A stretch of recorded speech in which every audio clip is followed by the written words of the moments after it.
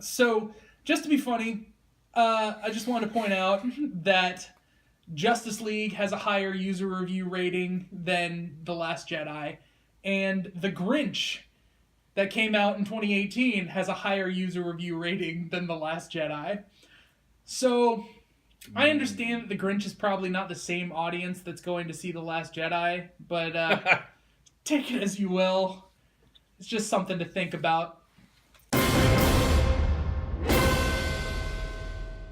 Positives, more action sequences than any other Star Wars. Wow. Okay? Completely raw imagination. There's nothing in it that feels like the other two prequels or any of the other Star Wars movies other than a lightsaber and some Jedi robes. And I guess the Coruscant stuff. Whatever. The point is, it's imaginative and original versus... like The Force Awakens, say, which is pulling so heavily from the aesthetic of the other movies. Which is something I never thought anyone would say. That the Revenge of the Sith is more imaginative than X Star Wars movie. right. Less Jar Jar, question mark? Fewer Jar Jar? It's not. I made that. No, I question this because... in the years since then, obviously, with actors that portray characters like Rose and Jar Jar, it's so clear that we lose track of that this is just artwork to be criticized or to be invested in, that, it's done some damage to people. But even outside of the impact of the world on killing that role for Ahmed Best, so I'm not sure that that's, it's a positive, really, that there's less of him. People are mixed on saying it sucks that George Lucas backed off of what he wanted to do because of the fans, which clearly there was going to be more of him. He's quoted as, everyone knows the famous quote, he's the key to all this. He's the key to all this. Yeah, if we can get him working, then it'd be great.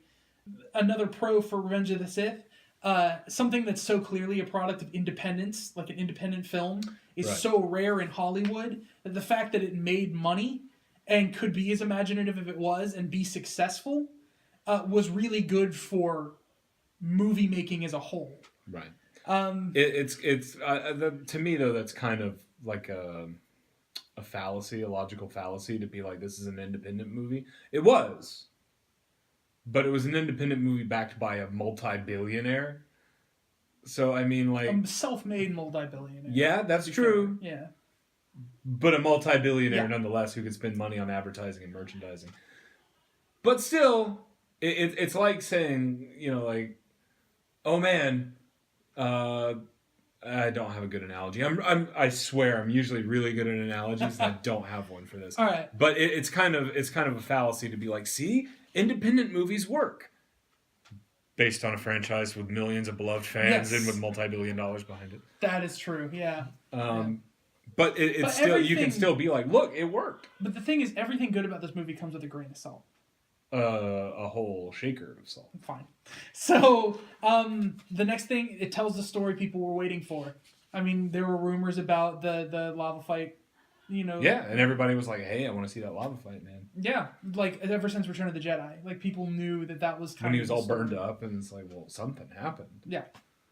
And Ewan McGregor. Ewan McDonald, yeah, man. Yeah, I'm just going to flatline it there because... except... even though he's doing basically an impression of another character, he really did, I think, for so many years he played the character, I really feel like he owns that role. I'm going to interject and tell you there was a better actor in this movie. And I think it's because he listened to the director, George Lucas, nodded, and pretty much went, yeah, I'm going to do whatever I want to do. And it's not extravagant, but it's Jimmy Smits as Bail Organa. Because he's the only one who's actually acting in that movie. I have seen a security hologram of him killing younglings. Not Anakin. He couldn't.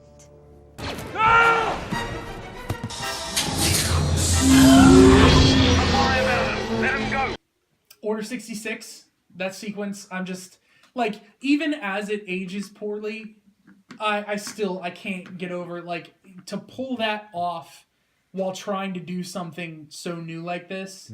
Like, I love the sequence. The music is amazing. It's a huge part of the story, is that the extermination of the Jedi. The Salt Shaker that comes with this one is a common criticism that John Williams, despite being a really great composer, is often so much telling you what to feel that the scene is the result of him guiding you through a sequence of images, because you don't have any invested interest in any of the characters that die. Ki-Adi-Mundi, man? I was with him from day one. What about the droid attack on the Wookiees? And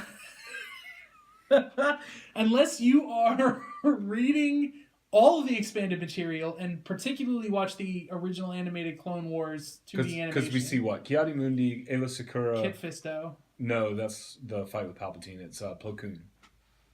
Yeah. Oh, yeah, those are the people that die. Yes. Yeah, yes. in that extermination, Order 66. The only reason I know who they are is because I was way into Star Wars as a kid. Otherwise, you're going to be like, yeah, I saw them on the council. Is this bad? So, other than the fact that I feel like you can connect emotionally to the idea, like, those are icons that represent the Jedi as a body. Sure. So I still think you could get emotional weight out of it, even if you don't know the characters. That's an interesting point, though, that the music impacts it so much.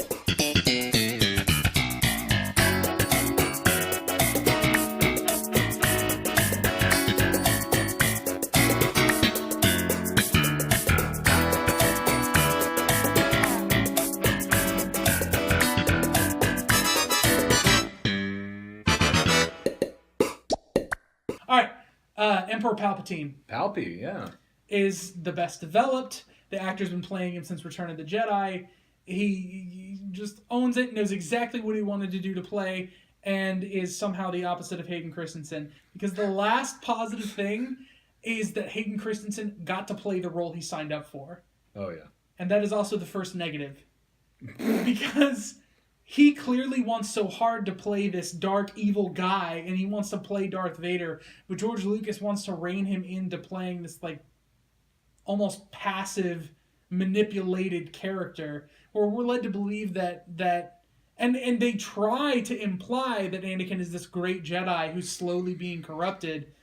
You know, again, the way the character is written is just so stupid, missing warning signs up and down and left and right and diagonally and sideways, that Emperor Palpatine is evil. To my point of view, the Jedi are evil. Why? I mean, you are lost. Yeah, Sorry. where Ewan McGregor slips and is no longer acting. I should have known the Jedi were plotting to take over. Anakin, Chancellor Palpatine is evil! From my point of view, the Jedi are evil. Well, then you are lost! And the thing is, I think kind of what it is that, and this is something you wanted to talk about too, is we know what's going to happen. Yeah. And it's kind of like... That's a negative, yeah. Yeah, it's kind of like, well, we already know he's going to be Darth Vader, so he cut off Mace Windu's arms, and, you know, now he's Darth Vader, because he screwed up. And so that kind of implies that there was another reason to tell the story, which is that we don't understand how important it was that he turned to the dark side. It was a big deal, because he was afraid of his wife. Right. Sorry. Dying. He was afraid of his wife dying. And that's the thing. His reasoning for falling to the dark side is clunky. That's another negative. Excessive lightsabers and awkward choreography with green screen, especially pointing at you, General Grievous. Poorly established rules for the Force, so there's no scale for what they can do. I'm looking particularly at the choreography here. There's something absolutely wacky about Count Dooku. Oh, sorry. About Count Dooku whipping Obi-Wan across the room and how quickly that ends, versus Anakin and Obi-Wan, like, they're supposed to be the most two powerful people, and they're going for like 80 miles, you know, and now like they're going for... I can't help but think about the direction that George Lucas was giving them in that fight on Mustafar, when they do the force push at each other. Yeah. And they have to like stop because they're that both pushing. So much. Can you just picture George like... No, more intense. It's harder. You guys got to look real hard at each other. You flex those fingers a little harder. You gotta... Yeah, that's perfect, guys. You know It's what the perfect. funny thing is And cut. I have no problem with that sequence because for me it just feeds into the idea that everything they're doing with their swords they're not really thinking about, they're just using the Force. But what distracts the hell out of me is how obvious it is that Anakin's is a stunt saber that's extra thin and has these weird little replacement knobs on the end of it. It's not the same prop at all. It's so bad. And that always distracts me. I've never once looked at it and not gone, that's not his lightsaber. I can't say that I've noticed. I'm going to have to go back. Oh, yeah. Oh, actually, maybe not. You just watch this episode. So, the romance is still cringeworthy. We're still bogged down in the politics of this world to motivate all the drama that happens. Negative, like those are mostly the generic negatives that I have. I think the other factor to consider is that we had 2 prequels by then, and we kind of were ready. You know, like it's like the first time you drive through a tornado, you don't know what to expect. The second time you drive through a tornado, you're like, uh-oh. I cannot believe this is happening can't believe again. It's happening again. The third time you drive through a tornado, you're kind of like, okay, let me... okay, I'm ready. Star Wars was a collaborative nightmare in production. Right. And it is, you can look up exactly how and why it is nothing like what George Lucas intended, and he's all butthurt about it, and it's hilarious. The big 3 words that everybody says, saved in editing when it comes to Star Wars. Empire Strikes Back is George Lucas's least favorite Star Wars movie. And that's the one where he had to take a step back, and Irvin Kershner came in and directed the movie and did what he thought was best with it, along with Lawrence Kasdan writing and some other folks. And in Return of the Jedi, George Lucas had a much heavier hold on the story, but still did not direct that movie. That was Richard Marquand. And the Richard Marquand did not write. And he just showed up. He did his job. Yep. And also, did you know that David Lynch was tapped to make that movie? Wouldn't that have been freaking crazy? Yeah. Here's the thing, though, is that's the end of collaboration when it comes to George Lucas. He wrote, directed. There is another credited editor on the movies, but he also has multiple screenings, and when it comes down to making digital effects, he had influence down to the minutia of people's facial expressions. There is a very telling special feature in Star Wars Episode 2. The shroud of the dark side is falling. Gun this Cold War. No, so it's all perfect up until the very end. Okay. The last 25 frames are Okay. the goof ones. The goof ones? Yeah, go back to the last frame. Okay. That's the last frame. Yeah. Slightly too happy. Slightly too happy. Okay. But smug. Okay. He was too sinister before. Oh, so we went from sinister to smug. Yeah. Okay, well, we know how to Yeah, be well, smug. he needs to be worried. And you can see George Lucas, that isn't sad enough, using these generic words. And then they do a hilariously over-the-top, grim face.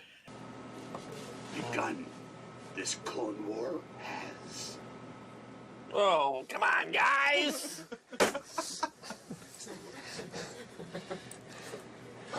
Now, that's pathetic. Well, I know. I'm trying to push it as far into the pathetic as possible so Yeah, that but you that's can say... really pathetic. I mean, he's not Okay. sad.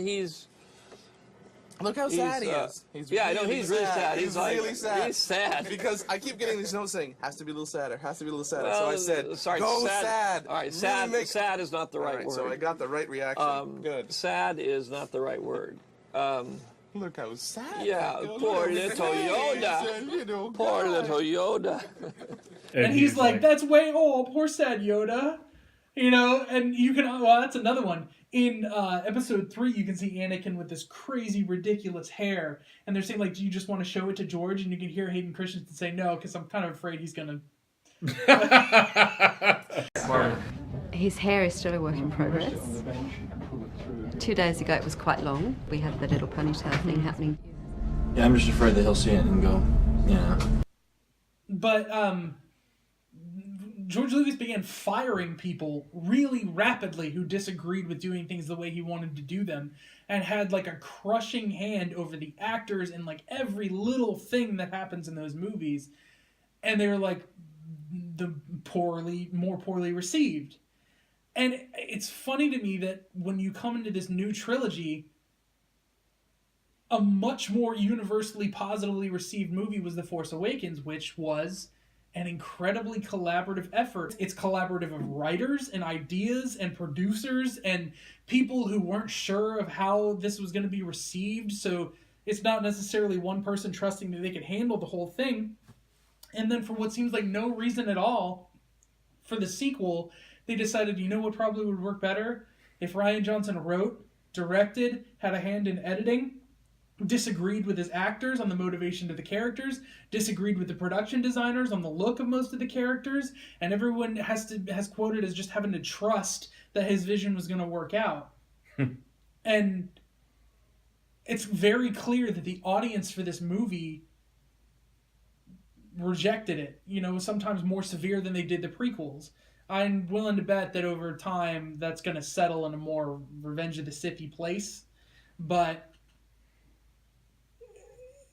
I wanted to ask you the question: should Star Wars stick to being collaborative? Yes. How come? Because when one person, it doesn't matter if it's Star Wars or if it's anything else, if one person is in charge of everything, especially if it's something that you're going to be selling to others, if one person is in charge of everything, you're right. There's going to be some people out there, a very small minority of people who are like, yeah, this is perfect. But guess what? You're going to have even more, millions of people who say, what is this crap? Mm-hmm. It's as if you were a, let's say, McDonald's executive. And when you are deciding to develop a new sandwich at McDonald's, you ask what has worked in the past. You say, what works now? What worked 10 years ago? Yeah. What will work 5 years from now? Let's figure it out. You don't go, you know what I really like to have for lunch? This. So I think everybody else is going to like this for lunch. And then you're shocked when a few people like it, but most of the world is like, this isn't very good, Ryan. Unnamed McDonald's executive. So, let me play devil's advocate for a minute.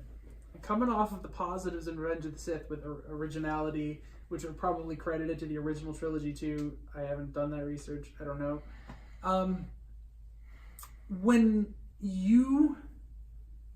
There's some argument with people like Steven Spielberg that when you push for collaboration, when you push for movies and art to be palatable to the masses, you lose some of the integrity of it as a work of art. So that technically, is an argument that can be made that contradicts the idea that collaborative is better. The issue with that is if you're like David Lynch or you're Lars von Trier, okay, do whatever you want. They don't ask anybody for help. And as you might expect, there's a very small group of people who love David Lynch and Lars von Trier. Yeah. Most people are going to be like... Pretty sure both of those people would be pissed off if they were grouped together in a conversation. Sorry, fellas. No. I mean Lars von Trier and David Lynch. But then you have somebody, let's see, who's moderately popular without being like super broad appeal. Maybe somebody like David Fincher. Yeah, sure. David Fincher, like I would say 80% of the movies he's made are adaptations. Yeah. Either based on real life or based on other works. Mm-hmm. That is collaboration. And that's collaboration, yeah. Except he makes a movie based on what he wants to make it. Yeah.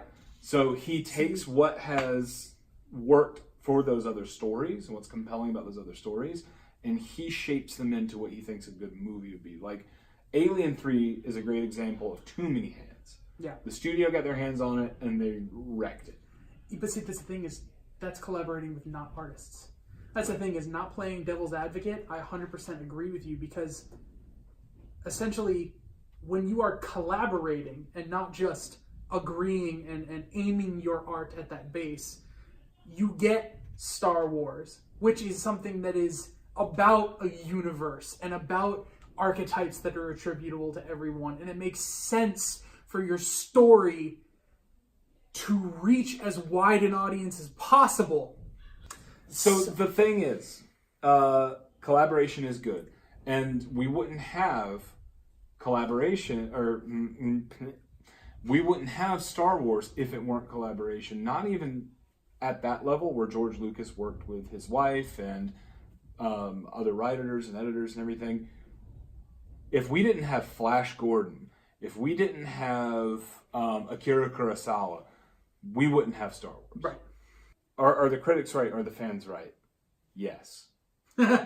This movie was not great. And I think it deserved... Critics all universally believe that this movie was amazing. Oh, well, sorry. This I lied. is like a high A. Yeah. It's the audience in this case. The audience... Rated it lower than Justice League. Okay.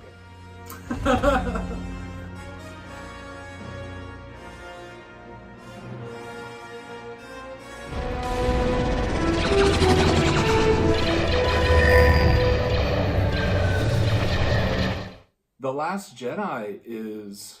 not fun to talk about how not good it is. Well, I was just going to say, The Last Jedi is... It's there. That's it.